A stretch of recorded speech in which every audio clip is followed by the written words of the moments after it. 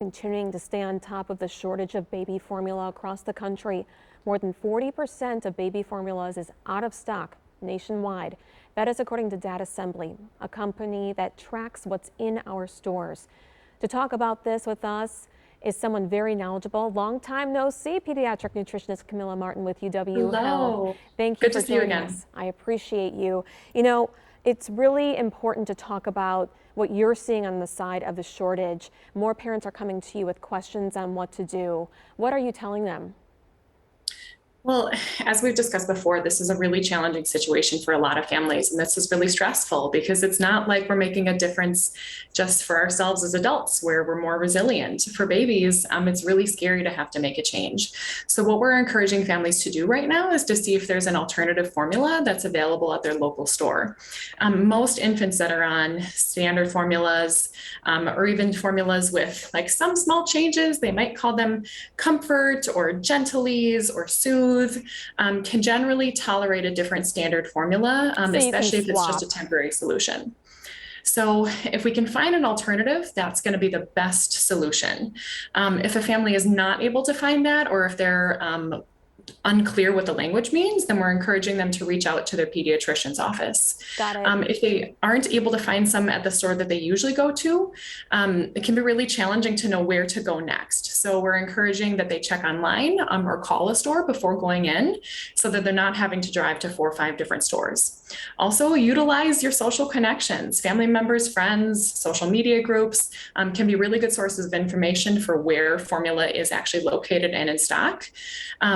So that can be really great help. But we are encouraging families to not stock up on formula. If you find it, or if you don't need it, or maybe if someone is expecting a baby but hasn't had a baby yet, this is not the time to stock up on everything from the shelves just to have it. They're working on restocking the shelves with support from the federal government. So we're hopeful that this is just a short-term solution, but it's really important to not clear everything off of the shelves because it's making it even harder for other families, especially ones that have issues accessing transportation. Yeah, and you know, Camilla, we were talking about whole milk, that some people were thinking that that could be something to tide an infant over. But is it accurate that it can cause damage to a child's kidney, their digestive system? It could even cause bleeding to a child because whole milk is suggested for a child after 1 year old, right? Absolutely. So this is really similar to people have been asking if they can water down formula. So 2 different systems, but the same kind of mechanism. As adults, our bodies are able to process different foods, different nutrients, different amounts of hydration. So we're pretty resilient to changes. Infants don't have those systems in place. So if we're watering down formula, that can be really damaging to their kidneys that aren't able to filter that to maintain the appropriate hydration. And whole milk is, first of all, not a complete source of nutrition, so is not going to provide an infant what they need, but also has a really high content of protein and certain minerals. So it can actually be really dangerous to a baby's gut. Their bodies are not able to break that down the same way as ours as adults are. So it can cause damage to their GI system and cause internal bleeding. Wow. And you know, some people are thinking about just watering down it, or they're going online and they're finding homemade recipes that they could possibly make at home for their child. What are the risks with that? So same as what we just discussed. So water specifically is the kidneys that aren't able to filter that.